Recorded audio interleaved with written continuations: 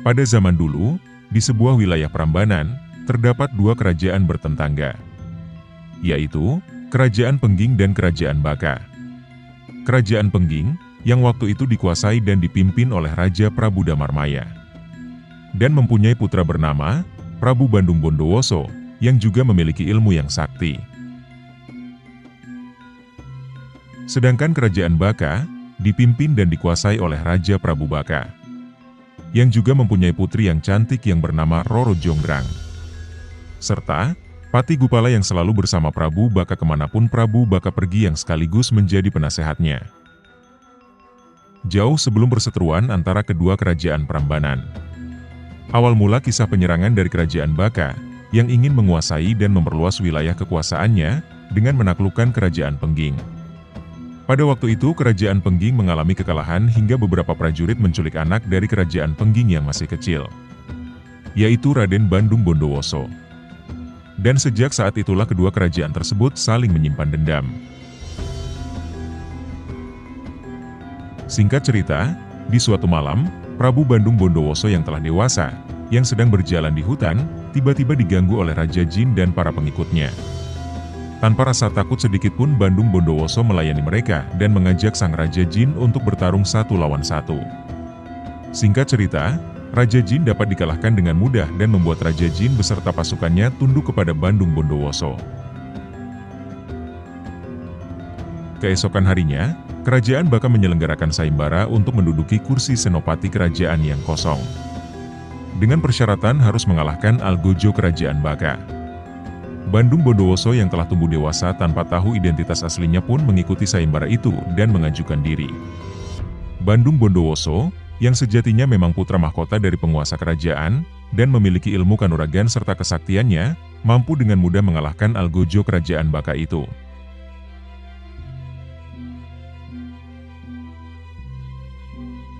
Akhirnya, Bondowoso diangkat sebagai senopati, dan mengisi kursi kosong di Kerajaan Baka tersebut.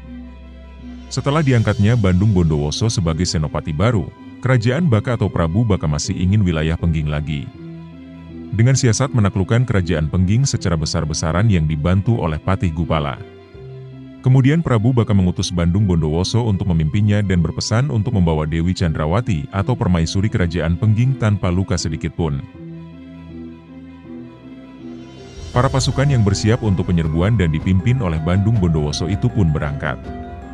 Karena banyaknya jumlah pasukan Kerajaan Baka, serta kekuatan Bandung Bondowoso itu pun mampu mengalahkan Kerajaan Pengging dengan mudah. Ketika Bandung Bondowoso hendak membawa permaisuri Pengging atau Dewi Chandrawati, Dewi Chandrawati teringat bahwa kalung yang dipakainya sama dengan anaknya yang hilang yang diculik para pasukan Baka, dan menjelaskan apa yang terjadi sewaktu Bandung Bondowoso kecil. Akhirnya Bandung Bondowoso sadar kalau identitasnya adalah anak dari Kerajaan Pengging. Singkat cerita, melihat ayahnya yang hendak dieksekusi, Bandung Bondowoso menghentikannya, dan berkata bahwa Bandung telah berpihak kepada Kerajaan Pengging. Kemudian Bandung Bondowoso memperlihatkan tanda lahir kepada Prabu Damarmaya. Prabu Damarmaya akhirnya percaya bahwa Bandung Bondowoso memang anaknya yang hilang diculik sewaktu kecil.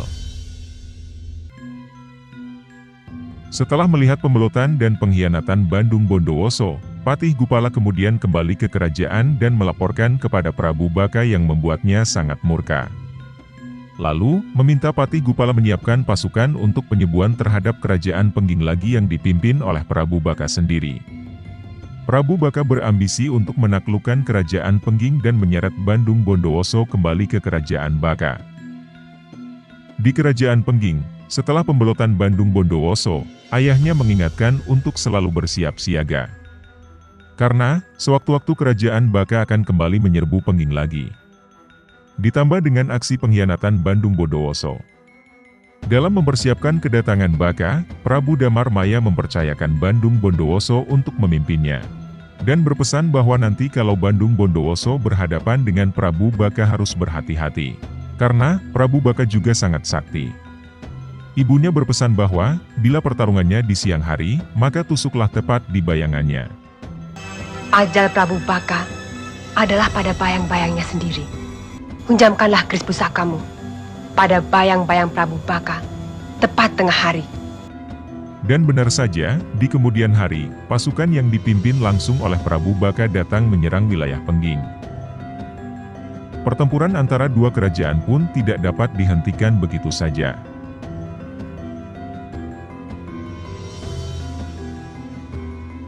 Karena Prabu Baka mempunyai kekuatan sakti yang sulit dikalahkan.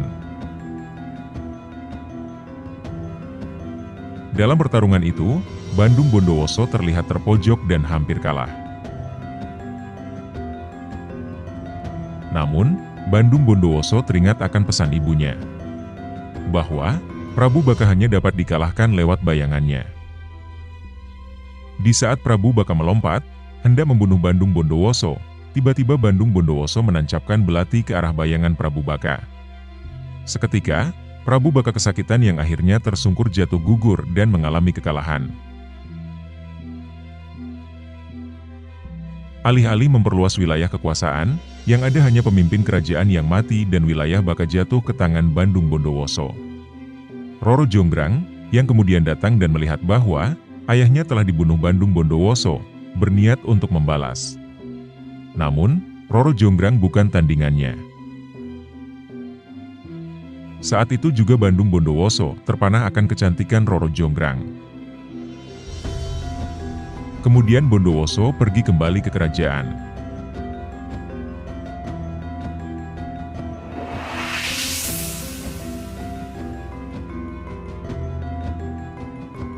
Di malam itu, Roro Jonggrang terlihat sedih saat menyaksikan upacara kepergian ayahnya.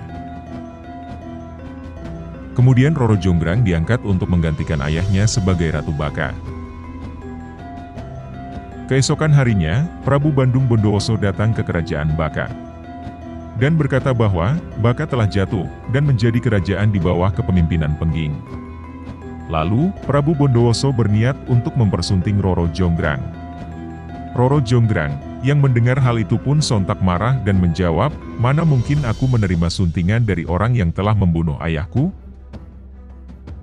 Aku tidak mungkin dapat menjadi permaisuri orang yang telah membunuh ayahku." Prabu Bondowoso terus mendesak Roro Jonggrang.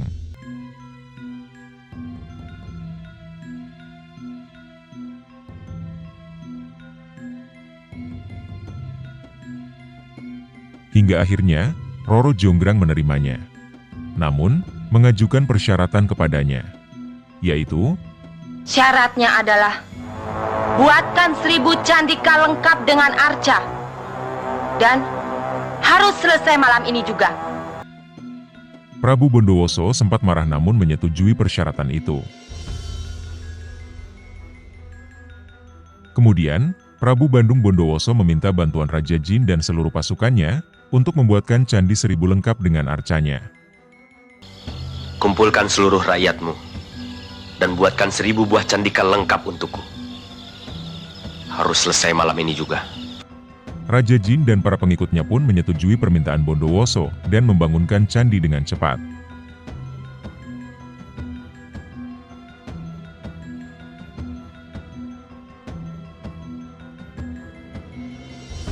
Di sisi lain, Roro Jonggrang, yang terlihat gelisah, tiba-tiba bibinya mempunyai ide untuk menggagalkan usaha Bondowoso. Dengan membuat siasat, membangunkan pasukan dan rakyat Baka untuk menumpuk dan membakar jerami, serta menumbuk lesung untuk membangunkan ayam supaya bekokok. Hingga membuat suasana pagi telah muncul.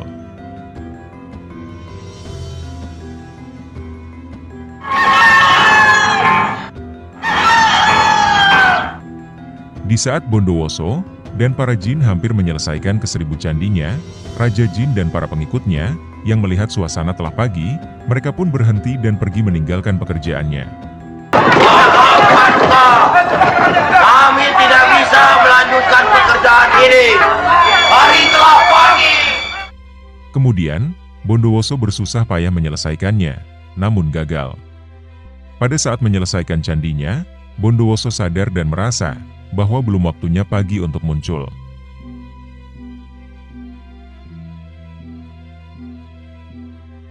Keesokan harinya, dengan rasa yang gembira Roro Jonggrang mengatakan bahwa Bandung Bondowoso kalah siasat darinya. Mengetahui bahwa Bondowoso telah dicurangi, membuatnya sangat murka.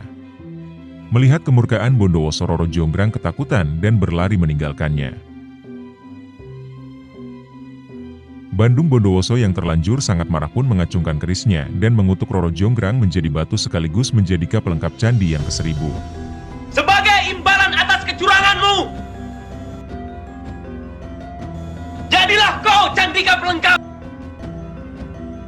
dan termegah di antara segalanya.